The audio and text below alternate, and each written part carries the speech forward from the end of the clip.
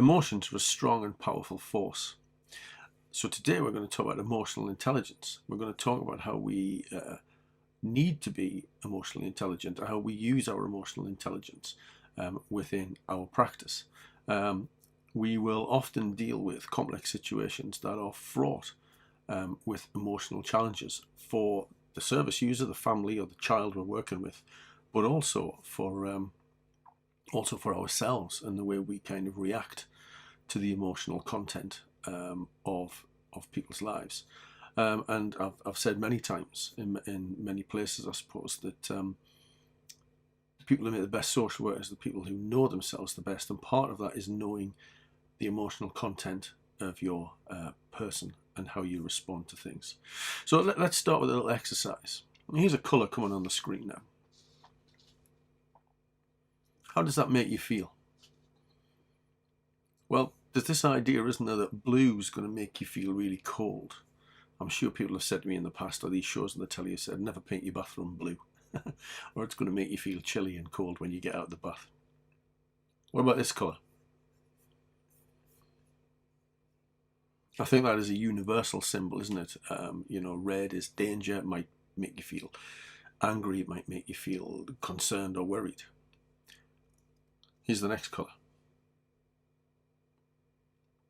Green tends to make us feel relaxed, we're told. The natural world is all green. We're used to green being around us. We're used to green being the outside colour. So green makes us relaxed. And here's grey. Grey makes us feel flat. We have a response. We have a response to these kind of colours because this instant response helps us figure out what's going on in some ways.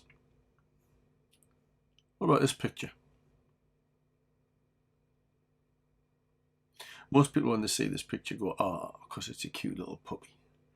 They immediately respond with an emotional frame of reference to a picture such as that. And then what about this one? It's the same, isn't it? There's an emotional response when we see these things. And actually, I did this in class a couple of years back, and the emotional response for some people was positive or negative, depending on how you view wanting to have children and depending on how you view babies. But there was an emotional response nevertheless. And then what about this? I hate this picture.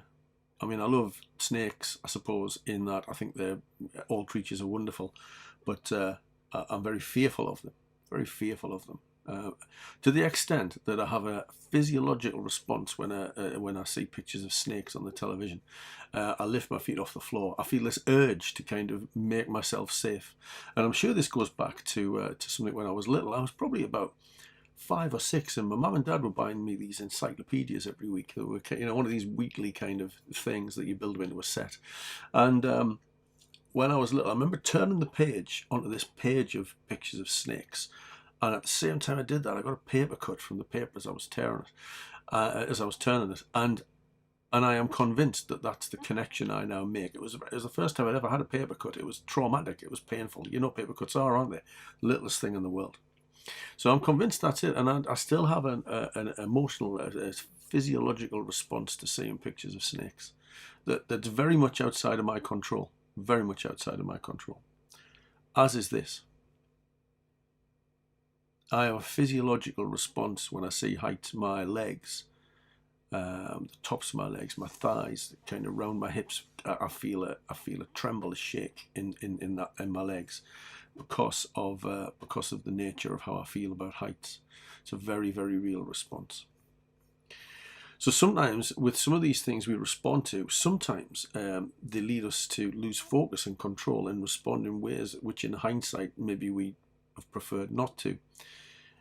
Our emotional intelligence and the way we manage our emotions is crucial in situations like that, and therefore crucial to practice. We don't want to be devoid of emotions, don't get me wrong, but we have to be able to think clearly when we're in emotionally charged situations. I'll mention Daniel Goleman a few times. He calls it being competent pilots of our lives.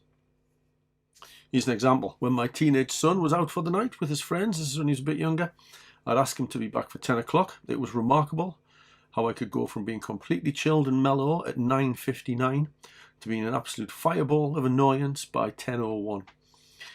And he'd walk through the door at 10:03 with a jaunty hello, and I would react, dare I say, a little negatively. But in the cold analysis of this, he was only 3 minutes late.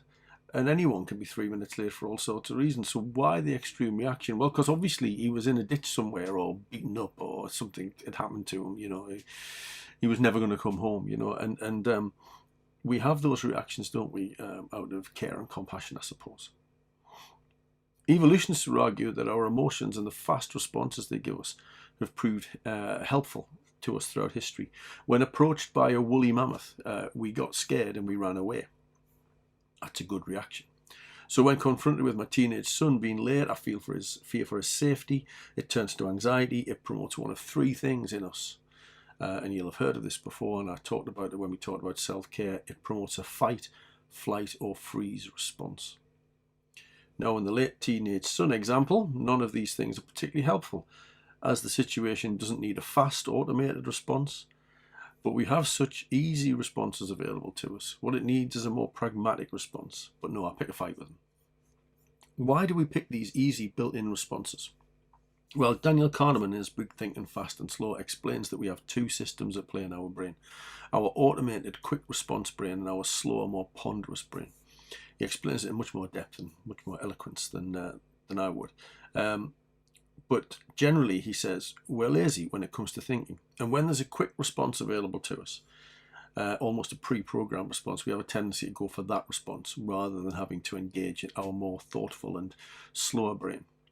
Because to engage that part of our brain, quite frankly, is hard work. It's easier for me to have a rant at my son than it is to just have a kind of reasonable conversation with him and have a rational conversation about being late and why we worry, and those kind of things. Howe tells us that despite our emotional reactions lacking subtlety, they are a quick and powerful way that provides us with a range of possible immediate responses to situations we find ourselves in. So some of that's useful, especially when things like safety are being compromised. But some are less useful when a better response would have been a more thought through one. Howe lays out that the positives of these rather automated responses are the tried and tested solutions they give us when we're faced with problems, evolutionarily embedded in us, maybe. When lost physically rather than metaphorically, we experience fear, and fear drives us to take stock quickly of the circumstances we found ourselves in. So if you're lost in a city or lost in driving the car, the emotion makes us focus on the task at hand quickly until it's dealt with, at which point, hopefully, our emotions stabilise. He also suggests that emotions help us explore situations quickly that are too important to leave to intellect alone. So when out on a home visit, confronted by a large, angry, growling dog that's snarling and approaching you, you want something inside you to say, run, rather than stand there and think, well, let's consider my options.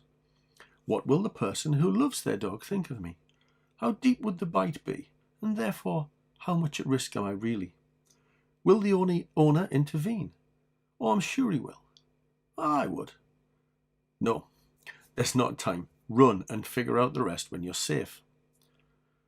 So the core of an emotion, like in the example just given, is a readiness to act and formulate plans. You need to give a sense of urgency to your actions with regard to the advancing dog, so in a few moments you will plan what to do as your emotions will demand it of you. You'll not consider how this might impact on future relationships, or what it will mean for the end date of the assessment that you need to complete, or whether you will need to inform home support staff that you're going to commission that there's a dog. You'll just run. You will consider how can I get to a position where I don't feel terrified anymore. And that's fine. I feel terrified by the dog, therefore I'm going to run. That's all right in those circumstances. That's okay. People will have to understand. One of the problems of the modern world, though, is these inbuilt, almost animal-like gut instinct responses. They work for woolly mammoths and advancing dogs, but they don't work so well for situations where the threat is not as obvious and the solution not as instant. You might feel anxious and scared when you look at your diary for the week, and we talked a bit about this last year, or you might feel fear and distress when you see you have to visit a particularly challenging family. But you can't run from those things, and you can't fight them either, So it's unlikely you can use that flight response.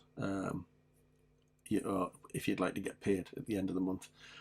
You might feel like engaging in a freeze response, but that's no good to you either. And your fight response with your manager when he gives you another task or whatever is not useful either. None of those are helpful in the long run. Useful in the short term, not helpful in the long term.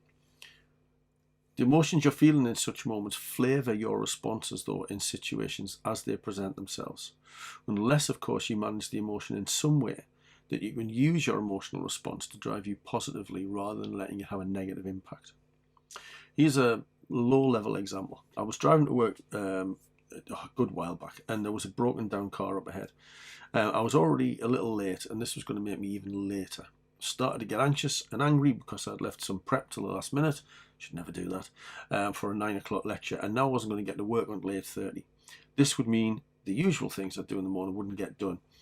And if you know me, you know I love a routine. I started to feel tense, so I engaged in some planning in the car. I figured out when I got to work, I wouldn't even turn my computer on. I'd grab the slides, grab a coffee, spend a small amount of time running through what I had to do. And I used the negative way I was feeling to drive me to plan rather than just living in an angry, frustrated moment. And it worked. I had a plan, so I felt myself relaxing and felt the negativity disappear. Now, I know some of the issues we face in practice are bigger than this example, but the principle, the idea still works. When you are given something, when you have something thrown into your still pond of life and it makes the pond ripple, you need to grab it, have a look at it, and figure out what you can do with it to return yourself to a state of calm. So this type of approach is not easy, but it comes with practice and certainly relies on you being self-aware.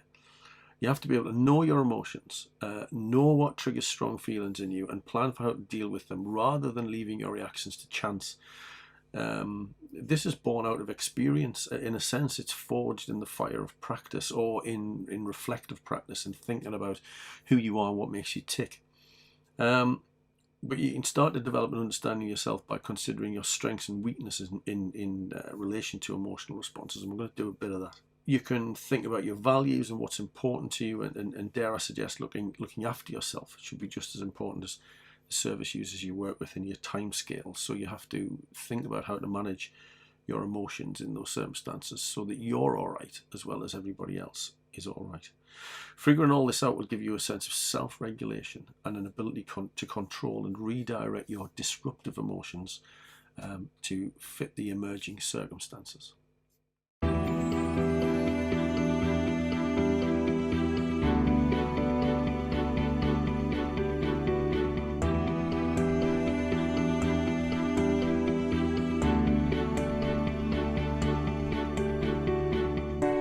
So emotional intelligence is about managing your own emotions, but also about managing the emotions of others.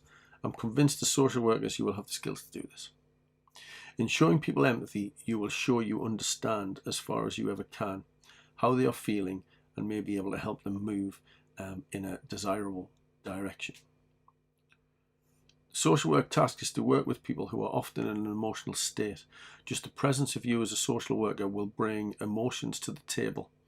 It's your job to create a safe space to explore those emotions. People's ideas of self, as we've seen previously, are formed in the relationships they have and their interactions with others.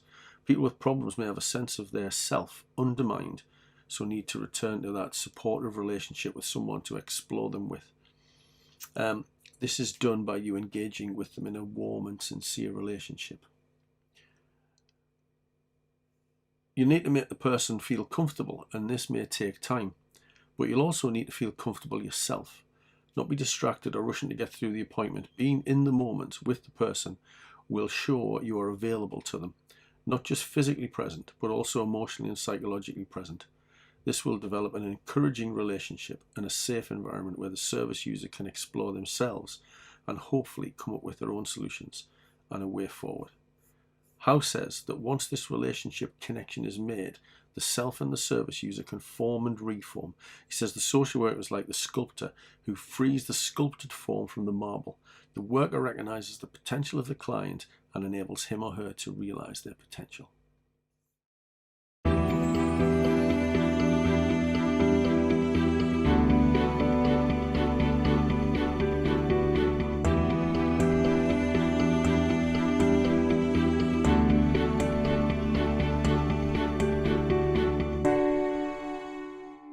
Daniel Goldman, author of Emotional Intelligence, Why It Can Matter More Than IQ, a classical work in this area, says that emotional intelligence can be defined as a social intelligence that gives us the ability to understand others and act wisely in human relations.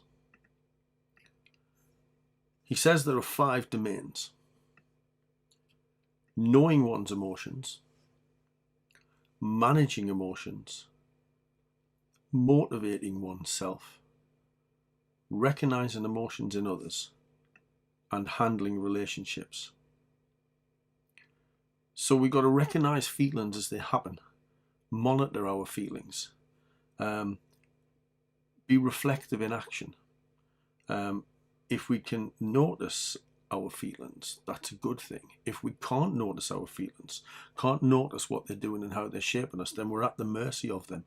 Goldman says, be a better pilot of your life. Handling feelings builds self-awareness. If you are poor in this ability, you will find yourself battling with distress all the time. Those who excel at managing their emotions have a tendency to kind of bounce back from emotional sets of circumstances.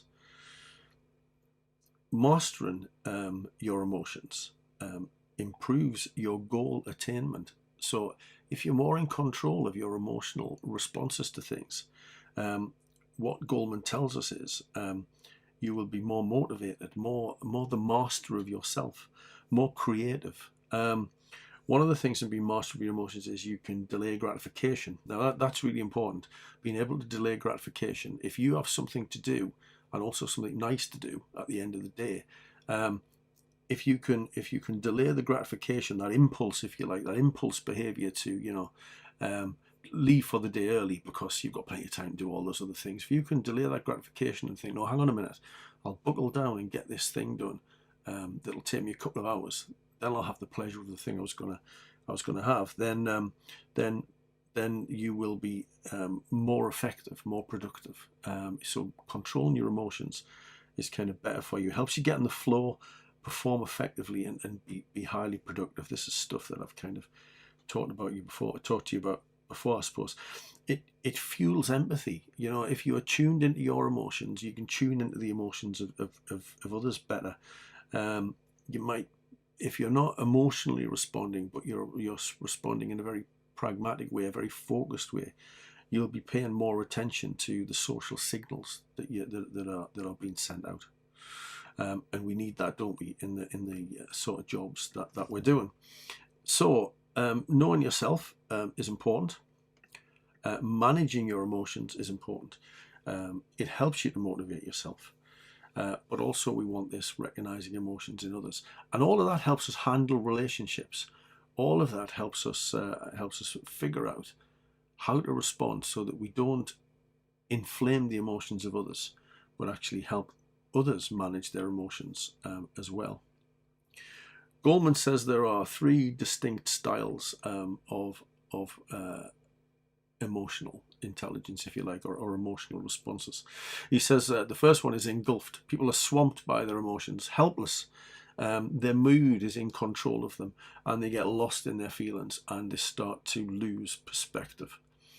They try to escape bad moods using negative strategies. And some of the self-care stuff we talked about last year, you'll know that if we use negative strategies to improve our well-being through self-care, if it doesn't improve our well-being. If your response, which mine was for a good while, was uncorking the bottle of wine, then that's a negative response and just makes me worse the following morning. So people who are engulfed have no control over the emotion of their lives. He also says some people are accepting of their emotions. They seem clear about their feelings. They know what they're feeling. They know the difference between the various emotions they're feeling, but they just accept these shifts in mood. They don't really try to do anything about changing them. They just think it's the way that it is, that it's controlling them, and they just have to accept it. When in a good mood, there's little motivation to change anything, but also susceptible to bad moods, and they don't feel anything needs to be changed as a consequence of that either. So they just accept them. You know, they're not engulfed by them, they're not overwhelming them, they're just like, well, hey, these are the emotions I'm feeling. It's not a bad place to be, particularly, but it's not the best place to be. The best place to be is to be self-aware. Aware of your mood, managing your mood in a sophisticated way. But this takes analysis. You have to think about yourselves. You have to think about what it is that triggers you and how you respond and how you might respond better. It gives you clarity about the emotions that underpin your life. You know, where do you respond emotionally to things? How do you manage that? It helps you with your boundaries. I suppose, especially in professional life, you know, where's the boundary? When is it acceptable to respond emotionally to some degree with people? And there's nothing wrong with that. There's nothing wrong with understanding someone's distress and demonstrating that their distress is also, you know, distressing for you in a sense. You know, distressing for you in the sense that you understand. You don't understand how that feels, but you can rationalize kind of how that feels. People who are self-aware don't obsess about their bad moods. They tend to do something about it, and they're also mindful. And one of the things that I'm sure you've heard me talk about before is mindful practice. Mindful practice is so important. Being in the moment with somebody, to the expense of everything else, being helpful and supportive. So, the social work task, it could be argued, is to contain service users and their feelings in a relationship that feels safe. One of the risks of being overwhelmed by your emotions all the time and being stressed by the role is compassion fatigue. The problem with compassion fatigue is you just stop empathizing with people. You stop empathizing with their situation, their circumstances, and you stop seeing the individual and just start to see maybe a list of problems or whatever. You stop feeling compassion for people. But what we know from what we talked about early on is that the self is formed through this matrix of social relationships. And if that's the case, those who experience personal problems, interpersonal problems, those who experience problems in their relationships might seek to return to some sort of matrix of social relationships that actually provide them with some sort of coherence, a safe space, if you like, to use counselling language. So we should help people feel engaged and secure, and we have to come across as warm and friendly. That's what people are about. That's what people want from us, isn't it? So we say there are two connected elements here. The first is this intrapersonal emotional literacy, or your ability to monitor your emotions and be clear about them and their impact. Also, the ability to mitigate against negative mood as a consequence while encouraging positive ones to promote well-being. Grant and Kinman state that many studies, including their own, found that emotional literacy is one of the most powerful predictors of emotional resilience in social workers, and that those with stronger skills in this area, emotional resilience, manage stress more effectively and are physically and psychologically healthier. You don't need to tell me the profession that you're going into and how emotionally charged it is, how stressful it is in terms of not only the face-to-face work, but the kind of office work that's required. You need everything at your disposal to make that a positive experience for you in the long term. The risk of not being able to manage your emotions and work professionally with the emotions of others is this compassion fatigue. It's an indifference to the suffering and problems of other people. Being in emotionally demanding jobs can lead to a stress response, which in turn leads to burnout. And Kinman describes this as emotional exhaustion, cynical outlook, a decline in personal accomplishments. So not only does it have an impact with the people you're working with, but it has an impact on how well you do, how much you achieve at work and in broader life. You know that I've said this before, my idea of self-care and well-being and all of this is that we need to be living balanced lives. And all of these things, although work-related, will also impact on personal accomplishments. Inevitably, that has an impact on your productivity and how you relate to people, both at work and at home. So we need to be mindful. There's that word again. We need to be mindful of our emotions and learn to be competent in managing and handling them. And we're going to do some exercises to explore that around that.